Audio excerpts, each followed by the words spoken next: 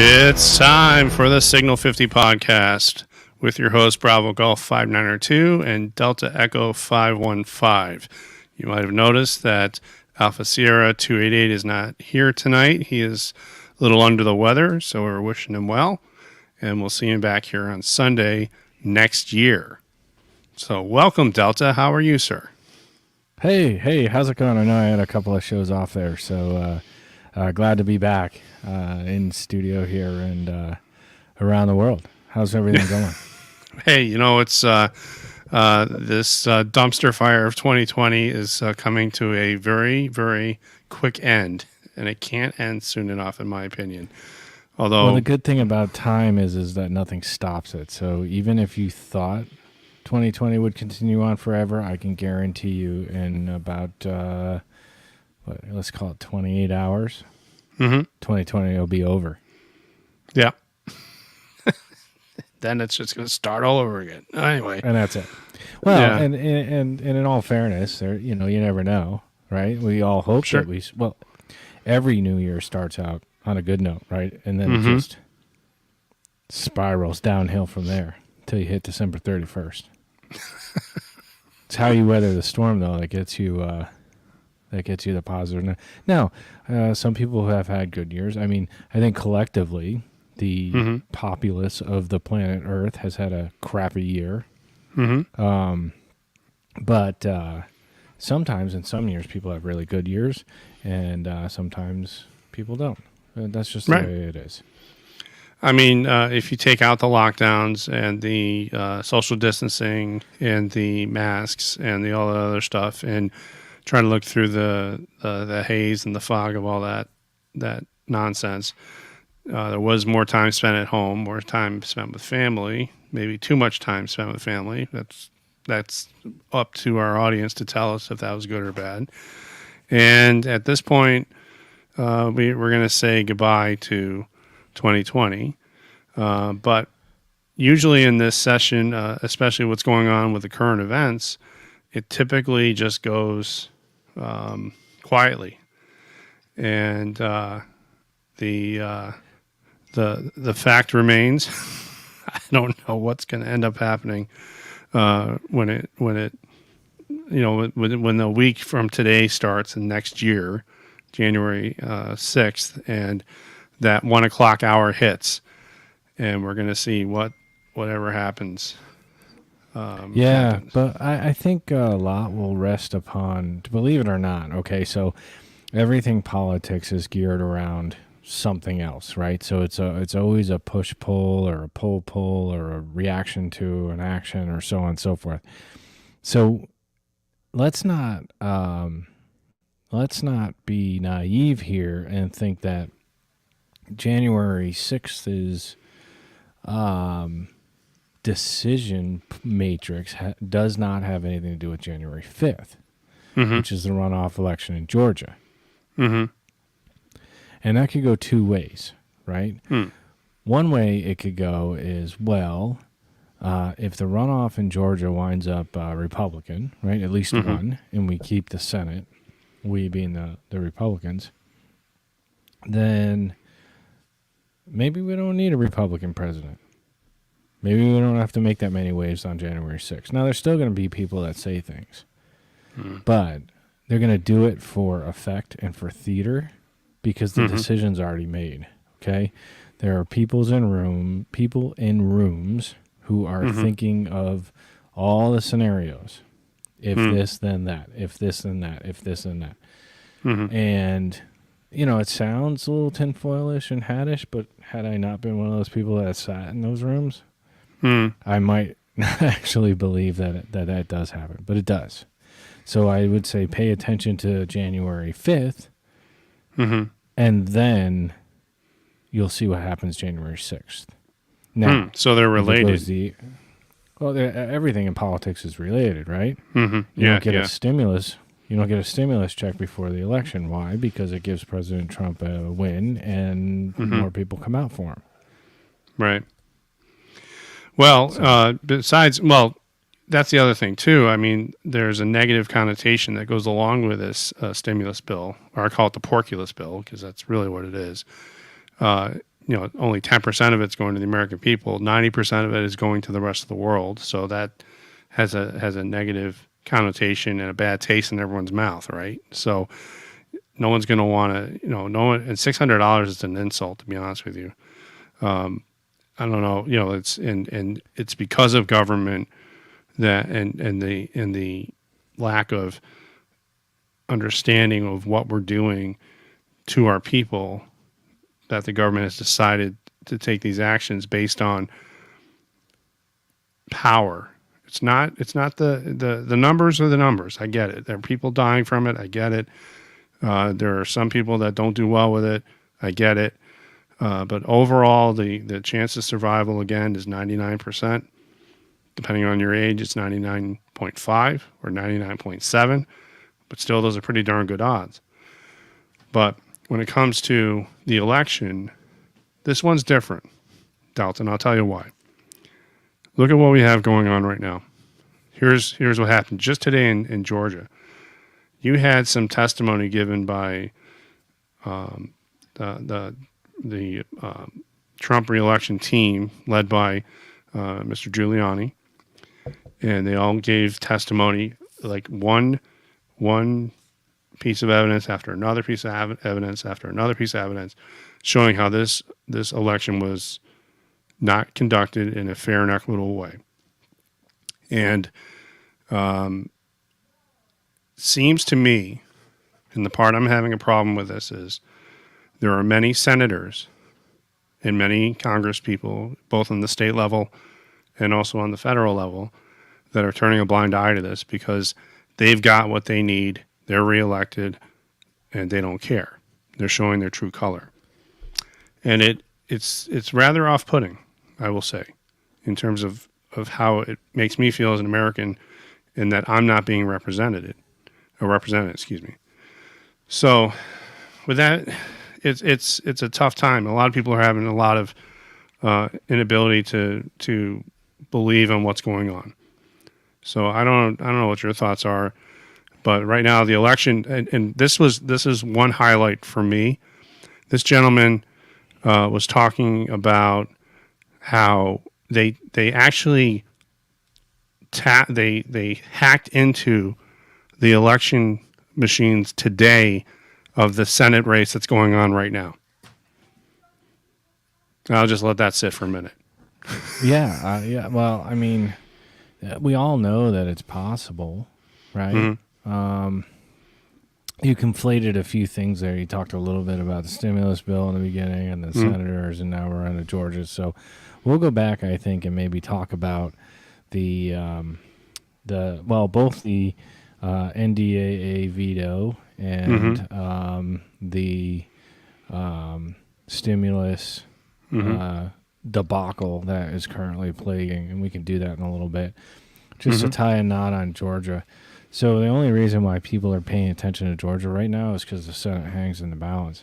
And it doesn't even really do that 100%, right? Okay, without being hyperbolic here, is it possible that a 50-50 split with the deciding vote going to Kamala Harris, is it possible that creates some bad political policy? Sure, it does.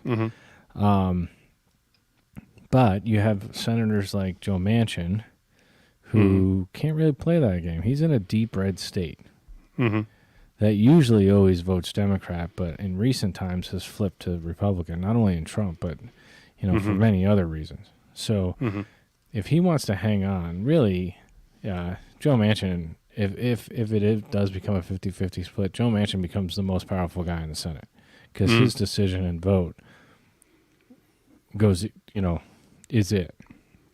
So you have some Democratic senators out there who are in some, maybe not as deep red as West Virginia, but they're red.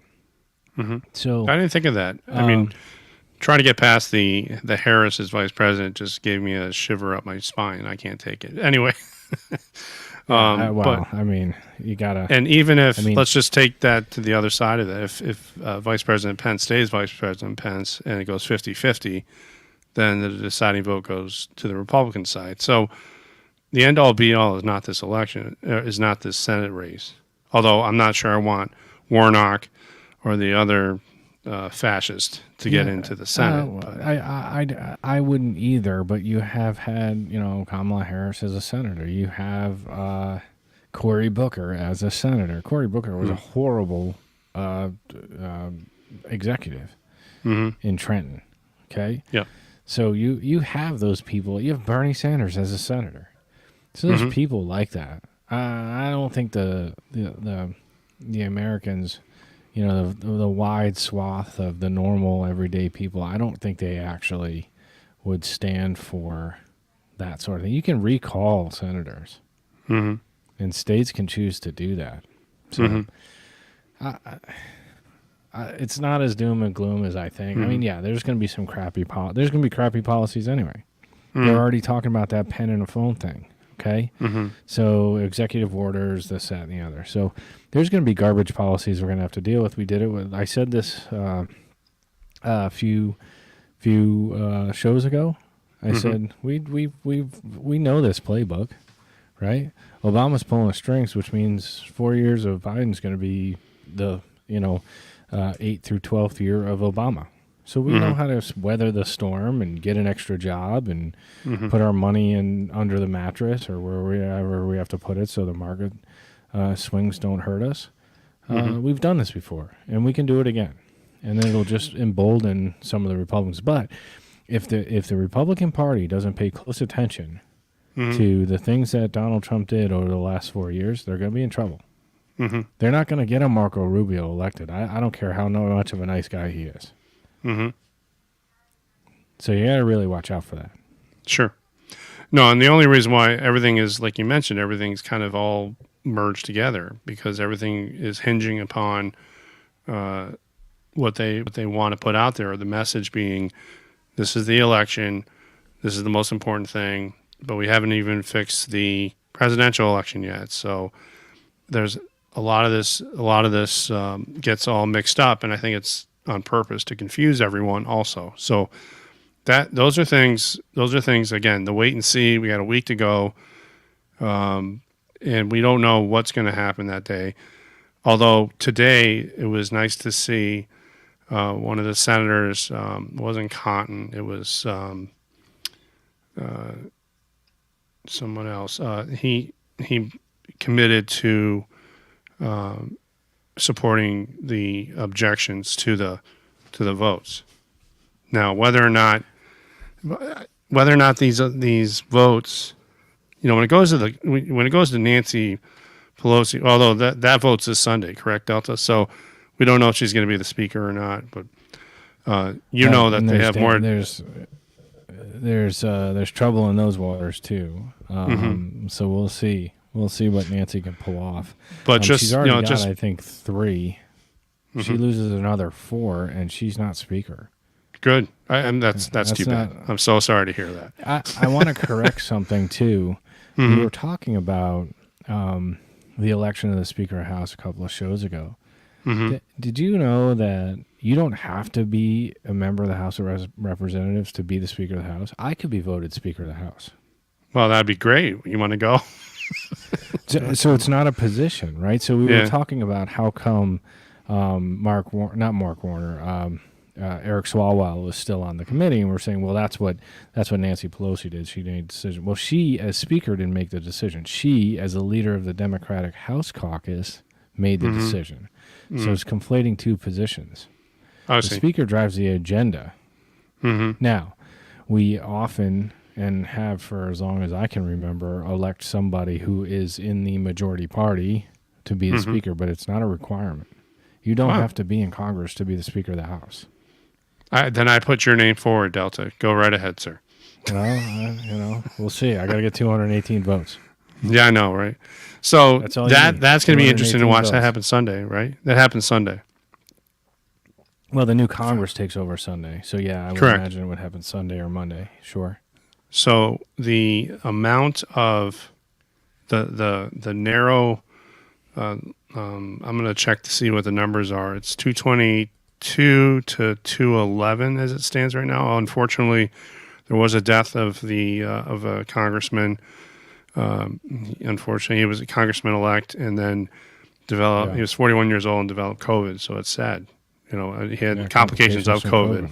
Yeah, complications of COVID. Yeah, it must have been an inflammatory response of some sort. So this virus is not good news. I mean, we know it hurts people, and I wouldn't want to be that 1% or that 0.5% of what he was one. It's sad, and I'm sorry to have to tell everyone that. But and I'll just here's a disclaimer: I don't know that what his underlying conditions were. Neither do you. No, that's correct. They say he was a healthy guy, but what does that mean? Right. So, yeah, it's a sad story, but we don't know what we don't know at this point. That is correct. So just before we leave this to go to talk about legislation that's pending in the current events world, I did want to bring up what the numbers are currently in the House for everyone out there so they know what we're dealing with. And we all know what's going on with the presidential race, so we can kind of see that here. But it's interesting how New Mexico is now being contested also. So now we have 7 states that are being contested. So it gives the Trump team a little bit of leeway. We look at this makes it really, really hard to think that we could call this thing over when we have this many contested states. Correct. And if every state, it would be 14 hours of debate that this could go on for. And if every state gets contested, and this again, Dan Bongino today was talking about how the vice president really, does he have power? Does he not have power? People are talking about, they have a lot of armchair people. If I've missed the Mark Levin show lately. If Mark Levin's saying he has the ability to make these decisions, then I'll go with what Mark Levin says. Otherwise, I haven't heard anything. Have you about what vice president's power really is or not? I don't actually think the vice president has the power. I think it's in the legislature, and I think that's what Dan Bongino was talking about today. But, I'd have to go back and listen again. No, and that's, again, we're just presenting the information to everyone so that they have the same footing that everyone else out there has. Now, in terms of the House, we have 222 to 211.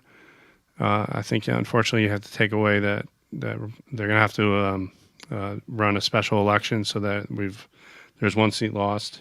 And how many has the Democrats lost? You said 4 right now? Yeah. Well, they already have 3 on the record that say that they won't vote. So that brings you to 219.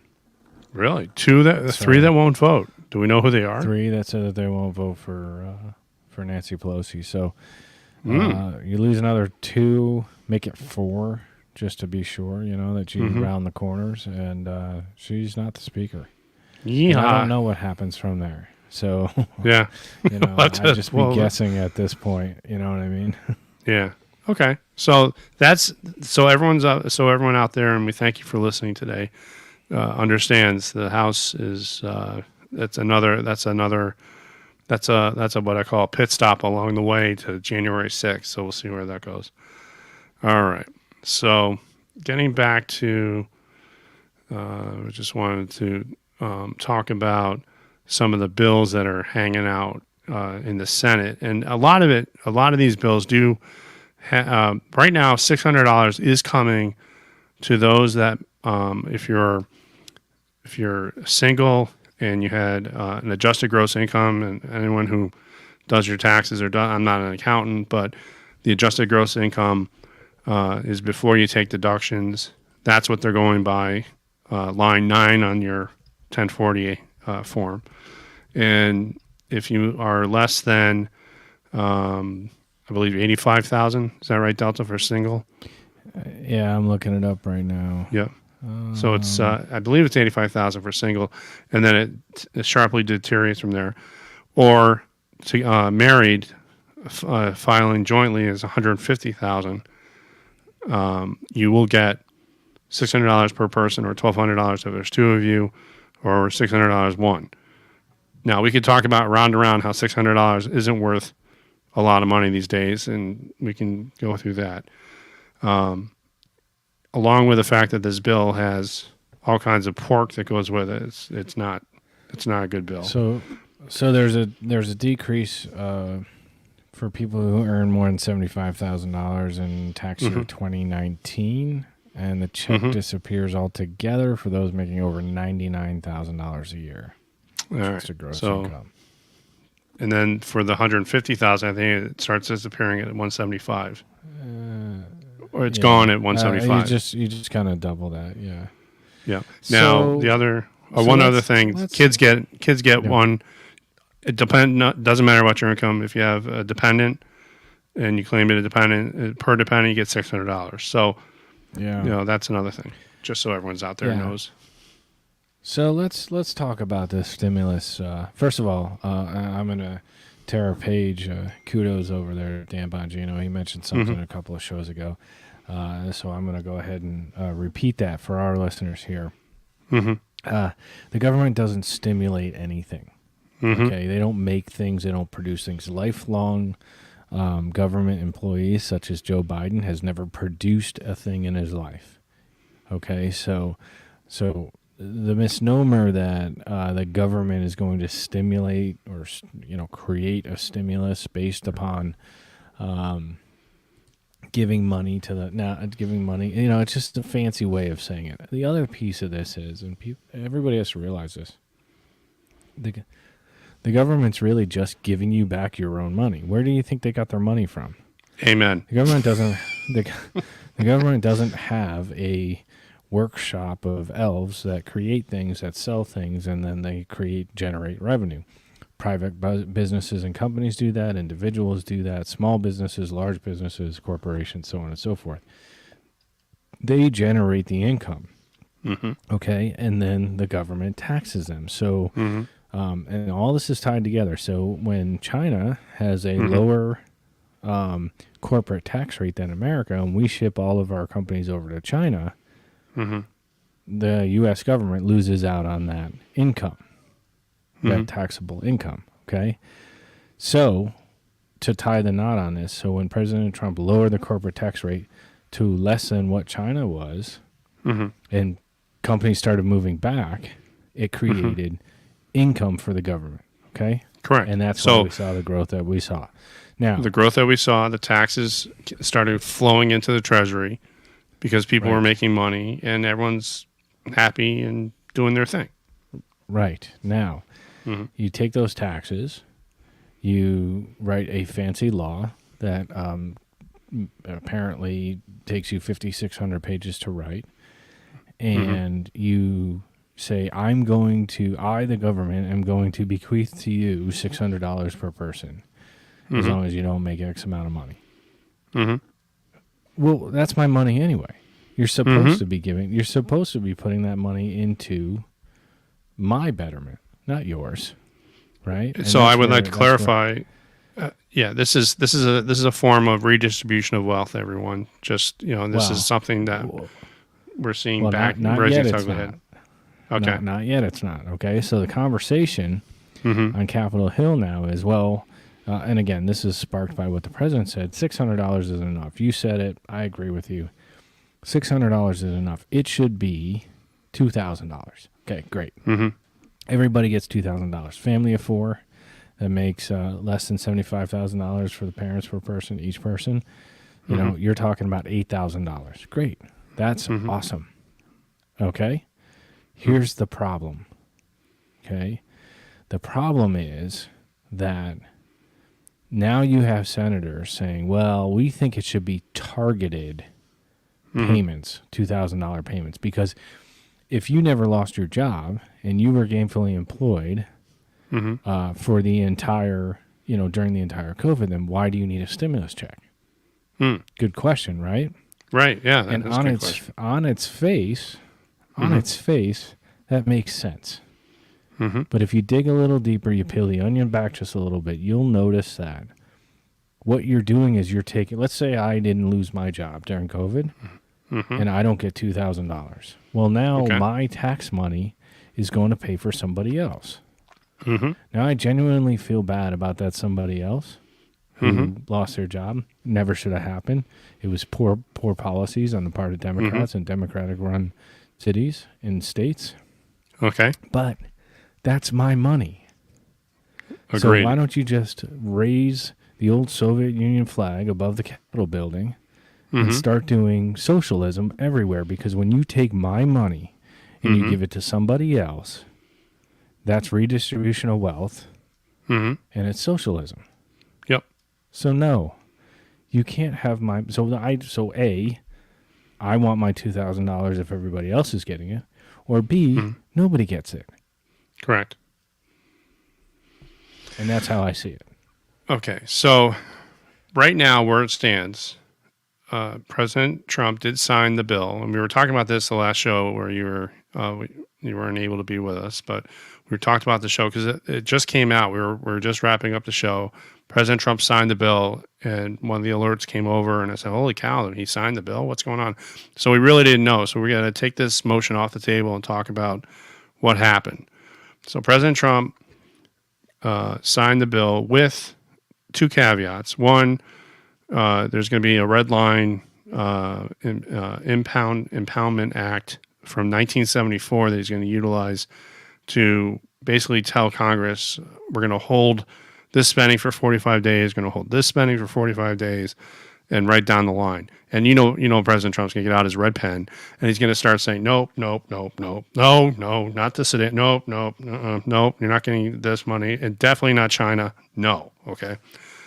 And what ends up happening, he also basically called out the Congress and saying, look, after he mentioned all those funds that were going to other the world, basically not us as Americans, and put the ball back into Nancy's court because she looked really bad, and very quickly said, "Sure, why not? Let's give him $2,000." So she's trying to look like it was her idea and take the credit, which she always does, and they pass it through the House of Representatives. But the Senate still would have to do it. Meanwhile, the bill is already ready to go, and that's why everyone's getting $600, as we described just earlier.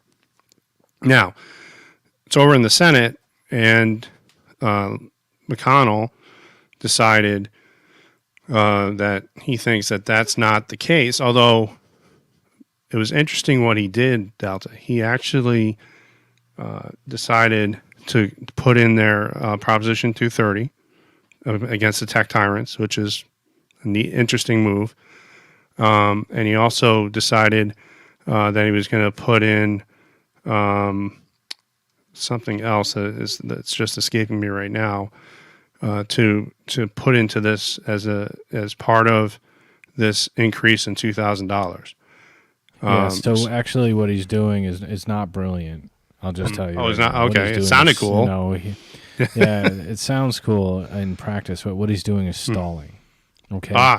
These are, if you go back and look at some of the things that Mitch McConnell did during the end of the Obama era, you'll see a lot of the same tactics here, where okay, we'll talk about $2,000 checks, but I'm also going to put in the removal of Prop 230, and by doing that, I disenfranchise all of those Democratic senators that get a bunch of money from Tech Valley.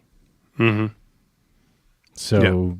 Are you going to be the guy that votes up on getting rid of Prop 230 while giving $2,000 stimulus checks? So he's playing politics is what he's doing. Yeah. And as far as Nancy Pelosi is concerned, your other point, the president can. There's no such thing as a line item veto. That was tried during the Clinton era. And he said, I'm going to line item veto this, and this. And they wanted a line item veto. In fact, there was a push to get legislation through Congress for a line item veto. But it's not. It's veto the whole bill or not at all. So all he's going to do is redline it. She's going to hold it up for 45 days. Well, what happens in 45 days or less than that now? Well, the session's done. So, yeah. But it doesn't matter. Okay, so what? So Cambodia doesn't get their money for 45 extra days. They're not going to go under. They'll be fine. Yeah. So this is all parlor tricks and smoke and mirrors. Mm-hmm. None of this actually is actually doing anybody any good. Mm. You know, if Mitch McConnell really wanted $2,000 checks, he would have thrown it a clean bill, one pager, put it up there, vote on it, and make it happen. And you can do that with so many of the other bills. Mm. Okay, so this is my big problem. This is my problem with the omnibus. I mean, President Trump had it right. I don't want to sign an omnibus bill. Well, they forced him to do it every single year. Mm. You know, they could have been doing appropriation bills throughout the year, and they knew what they needed to pay for. And most of the stuff, minus 2 or 3 appropriations, maybe half a dozen, most of them are easy. They're easy shots. Mm-hmm. So what they wind up doing is throwing it all together, you know, and the 2 or 3 that are sticking points gets thrown together with the other 50 or 60 or 500 or however many appropriation Congress has, so it gets buried. Yeah. It's all garbage. It's all garbage. So it's interesting. I thank you for that clarification. Now, again, from what we've been seeing with the lamestream media and how people are kind of attracted, it's like moths to a fire. They kind of see the big point. They don't dig down into it. And I thank you for doing that. And I did that kind of on purpose because I wanted to kind of see how you can get taken by the fluff and not look for the meat underneath the fluff. So thank you for doing that. It actually worked pretty well. I wanted to thank A. Gun Guy for giving us a comment here. So what does someone need my money? Or why does someone need my money? It's equal protection, I believe, under the law. You know, I wish taxes would just go away, to be honest with you. I think they don't need, you know, the government should just have enough to take care of the constitutional dictates that are granted to the federal government, and the rest should be, you know, income taxes should go away. I think a flat tax is probably the best way to go, and that would be my opinion. Let me answer this question more directly. Everybody needs your money. You don't need your money. Everybody else needs your money. So the question as to why someone needs your money is not the question. You know, everybody needs your money. But why should the government be giving your money to other people? That is a better question, a gun guy. And I would tell you that the government gives your money away because the government doesn't know what they're doing. Again, I'll give another kudos to Dan Bonjay. He's been really good this week, actually. Yeah. He's had some really good one-liners. So apparently, every moron on the planet managed to run for Congress and be elected all at the same time. Yeah. That's why they're taking your money. Right. And one of the things that Alf and I were talking about from the last show was how states have these huge unfunded liabilities in terms specifically about these pension plans that they've been going on and on and on. Yeah. I know someone that retired from one of the big blue states with a tier 2 something or other, one of the earlier type pension plans, and he worked for it, and he deserves it. And any firefighter or police officer. We're thinking the same guy who was tier 1, 25 years of service. Yeah. Yeah. So healthcare, but it's changed now. Paid for top 3. Yeah. Yeah. So, so that alone, and that should be met. But the problem is that they started giving away the farm, not understanding how they're going to pay for it later, and now the bill comes due later on, and costs have gone up, and it's just shake your head on the air. I'll tell you how they fixed that. They were screwing the young guys. So the state that you're thinking of is now down to tier 6, and tier 6 retirees are matching retirement plans. Yeah, 401ks or 403bs or whatever they are. Yeah, the military's done the same thing, by the way. They changed their retirement plan too. They're calling it a blended retirement, where there's somewhat of a matching if you put a certain amount of money in versus just being able to do 20 years. And their logic behind it was, what about those people that only do 4? Didn't they earn something? I guess. But I think in the end, it's just a way to save money. Yeah, and in my line of work, there was no such thing as pension plans, so I knew when I was younger that no one's going to pay for my retirement, so I just started early and kept saving and doing it. So, it'll be nice, if the stock market stays where it is. But anyway, so we thank you, A.Gun Guy, for contributing to our podcast today. Yeah, now, in terms brings of up a really good point at the end, though, and then we can move on. The federal government didn't do this. You're right. The states did this. The federal government can't do this because of something we talked about before. States are sovereign. So to blame the federal government or President Trump on poorly handling the coronavirus is just simply parlor tricks. Yeah, and that was also politics. It's all politics. They were trying to bring him down. They threw everything in the kitchen sink at President Trump to make him look bad. And I believe this bill that's sitting in the Senate, they're trying to make him look bad and blame him for this. And it's just everyone's done with this. Everyone knows what's going on, and they're on to this game. And it'll all come out in the wash. I believe January 6th, personally, but. We'll have to see. Let's see what happens. Yeah. Yep. So, with that being said, I believe last block here. Real quick, the defense bill. You have a little bit more expertise with that. Yeah. The NDAA. Can you explain that to me? Because I'm a little it's unclear the National with that. Defense Authorization Act, and it's an annual bill that funds the Department of Defense writ large. Okay. And all of their programs, and some of them are working with the State Department, and some of it's money going to other countries from the Defense Department. But it basically funds the Department of Defense, and it's National Defense Authorization Act. So everything that's in that bill is supposed to, dreaded air quotes, support the president's national military strategy. That's the way it's designed. So. The president threw in there that Section 230 allowing these. So it's in there? I'm sorry, just so to clarify. I'm sorry to interrupt. I just want to make sure I understand. Yeah. Section 230 is in that bill? It's not or in not? that bill. It's not in that bill. Section 230 is in the Communications Act of 19-something. I'd have to look it up. Okay. But what President Trump did was he said allowing Section 230, which is it's a provision that allows social media companies, platforms to be free from liability, sued liability. What that does is it allows them to, kind of say what they want, almost act like a publisher without being held responsible for publishing content. Okay, that's the short of it, right? There's a lot more minutia to it, and we talked about this in a previous show. But what President Trump said though is leaving that provision in there actually is a threat to national security.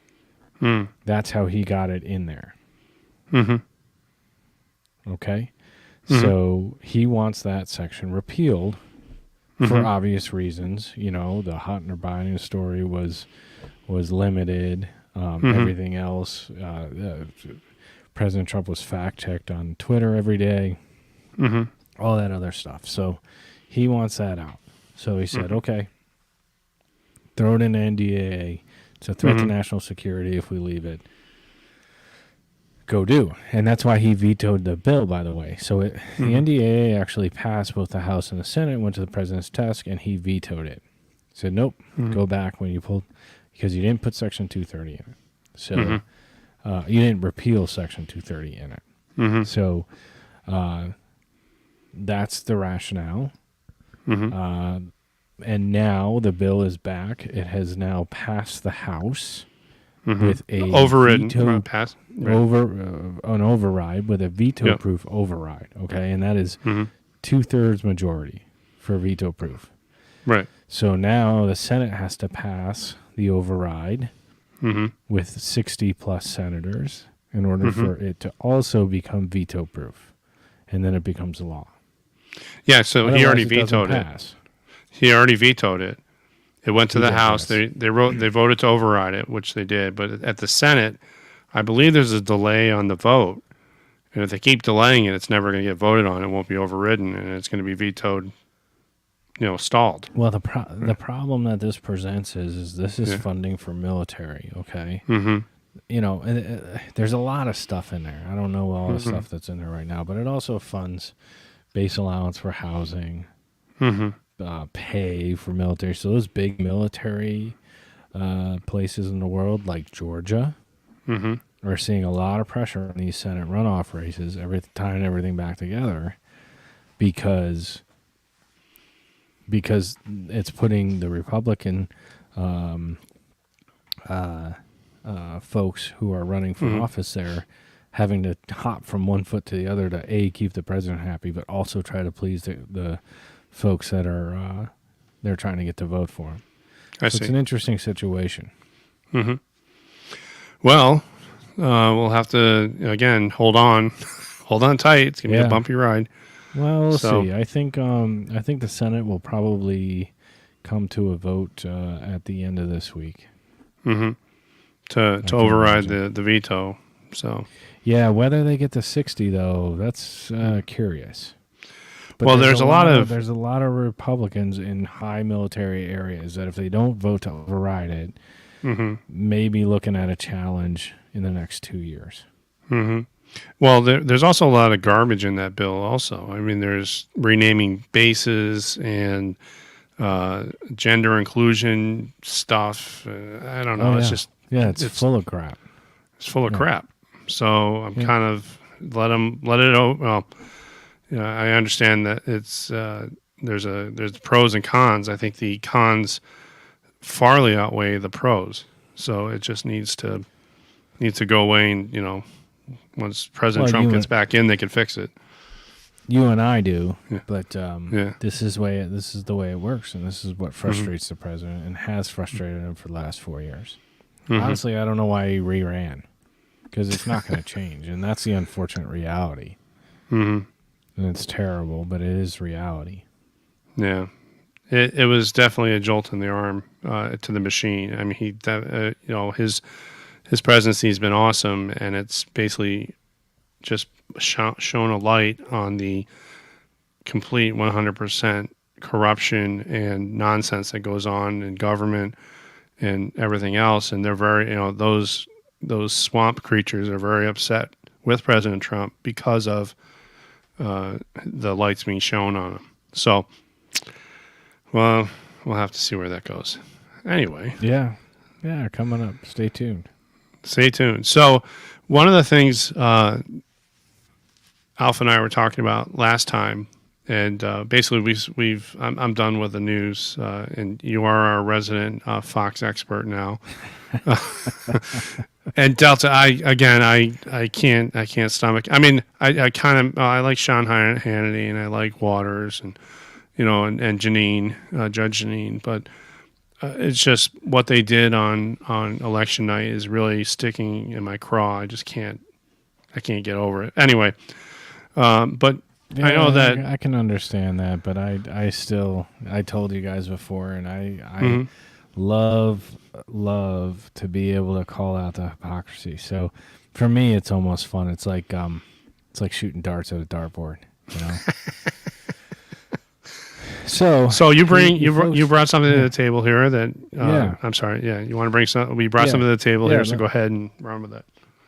Right. So I was thinking about this thing. I went off on a little tangent about Marie Harf and Jessica Tarloff the other day, or the last couple of shows ago, and it really stuck in me that what was I really, really mad about, right?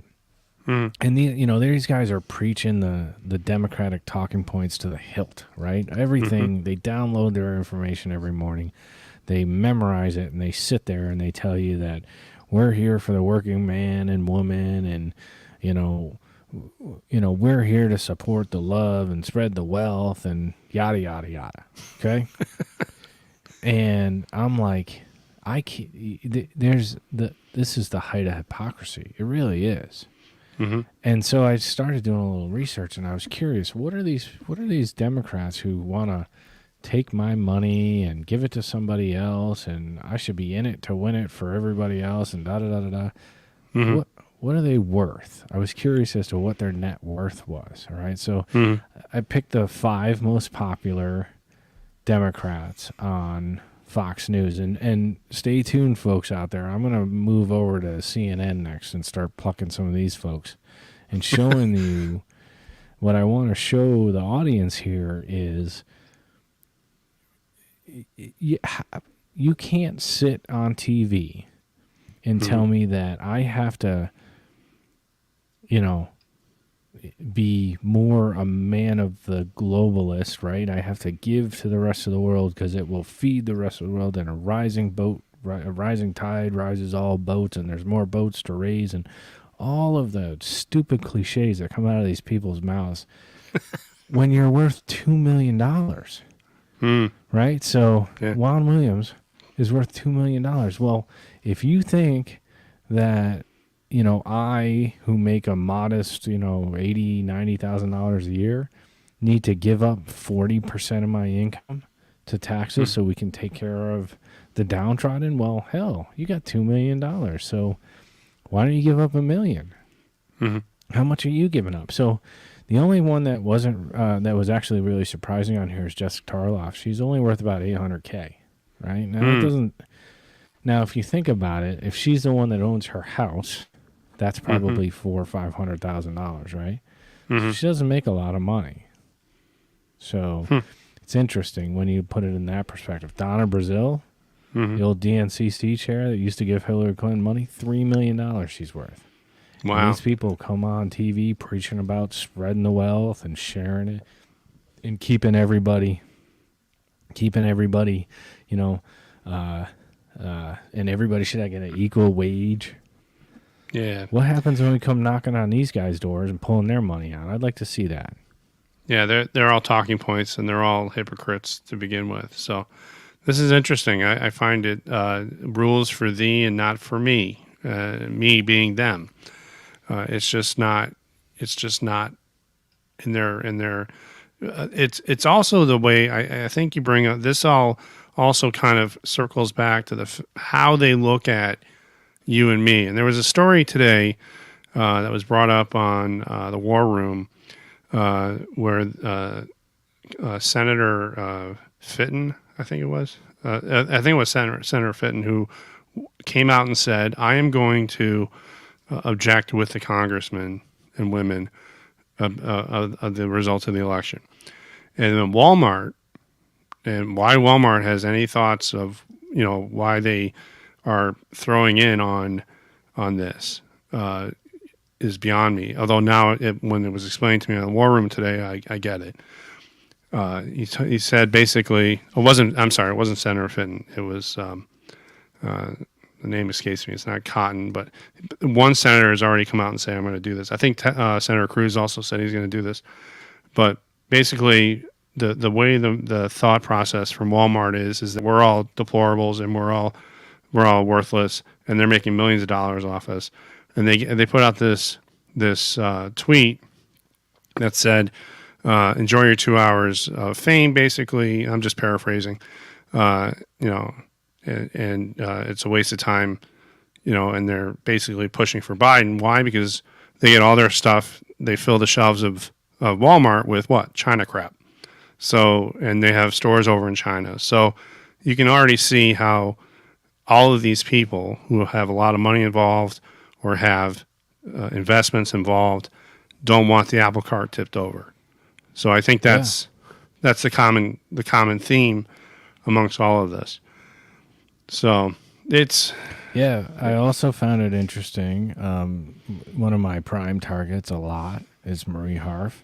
It says that she made her money largely through her successful career in television, which hasn't been that long, but a significant amount from her time serving in the government. Isn't that interesting? She was a State Department spokesperson during John Kerry, during the Obama administration. Mm-hmm. Geez, I thought as a government servant you weren't supposed to get rich. That's interesting.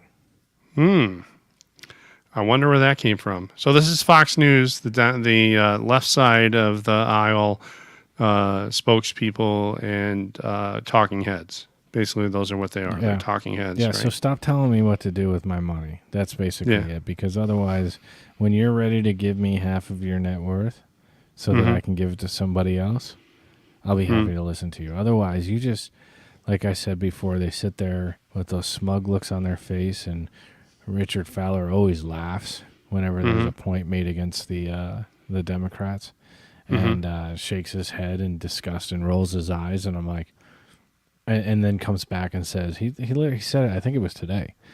I might have been watching it today, or maybe it was yesterday, and he says, a rising tide lifts all boats. And I'm like, you're a moron.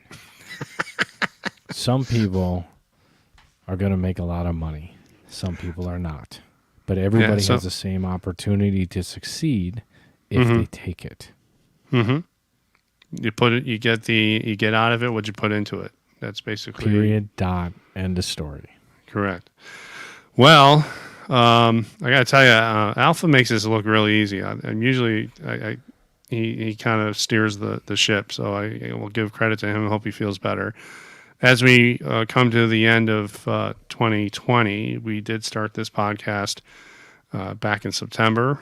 Myself and Alpha said, "Hey, we want to get some of our what we would have telephone conversations about all this stuff," and we brought it to the podcast, and we have become very successful in a short amount of time. It's all because of our listeners, and we can't thank you enough. We also enjoy having Delta with us. So at this point, as we head into the new year, we just came off of Christmas. We at the Signal 50 podcast want to wish you, each and every one of you, and who listen to us and give us generously 2 hours of your time to listen to us discuss the hard truth about what's going on with current events, a happy and healthy new year. And my personal feeling is, please, oh God, just stop with these lockdowns and let's get our country back up and running again. So that is my wish for the new year. And may all acquaintance be forgot and COVID just go away. That would be my thought.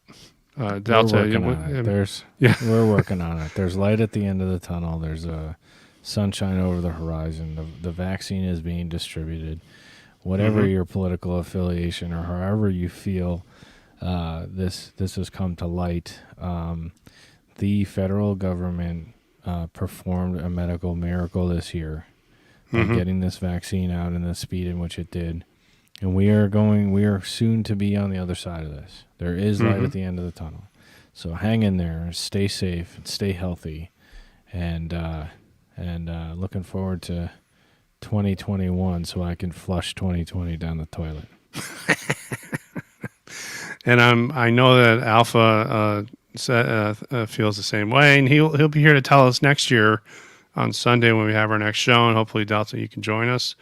And as we head on out of here and wrap up our show for this evening, I wanted to also remind everyone that we can be found on Parler. That's our names are our call signs are at the bottom of our icons here. And also, if you are unable to watch us on Rumble, and we appreciate everyone that's contributed to today's chat. Again, we're on YouTube because they're the ones that are having the live stream, and hopefully come next year, Rumble will have their own live stream, and we'll just stay with them because they've been very good to us. And we have many followers, and we can't thank all of our followers enough. We won't talk about what's going on with YouTube because they're throttling us, so fine. We also don't have any real presence on Facebook or on Twitter because Parler is really, it's been nice to see Parler basically explode. And my following has grown exponentially since I joined in March of this year. And it's great to see. And it's all because of you who want to listen to us. So thank you. Also, if you can't watch the video, you can get us on podcast found on your favorite podcaster download device. It can be Apple, Google Podcasts, Spotify, We're also on Audible. And we have some listeners over. Our podcast is listened to in England, Delta. Isn't that something? In England. We had a couple of downloads. Yeah. Japan. We had a couple of downloads from Korea, New Zealand. Hopefully we're not too boring for y'all. But we thank you for listening out there also. Give us an email at info@signal50.com. We got to know how we're doing. We're kind of spitballing this too. We also found that the music, my voiceovers aren't that great, but we're going to try and fix it just a touch. I'm going to try and bring my best James Earl Jones as I can. So with that being said, anything else you wanted to add there, Delta? Cue the music. Happy New Year, everybody. Happy New Year, everyone. See you next year. Take care of yourselves, and keep in mind as you are out celebrating the new year, be safe out there. We want to thank our military, all of our people that wear the uniform proudly. Without you, we wouldn't have the freedoms that we have. Our firefighters, without you, we wouldn't be safe, along with our police officers who protect our rights. And for all the EMS workers, EMTs, paramedics, and frontline medical workers, nurses, PAs, and physicians, thank you for all that you do. You kept us healthy through this tough time. And for that being said, I'm going to wish you all a happy and healthy new year. Take care, everyone. Have a good week. Bye.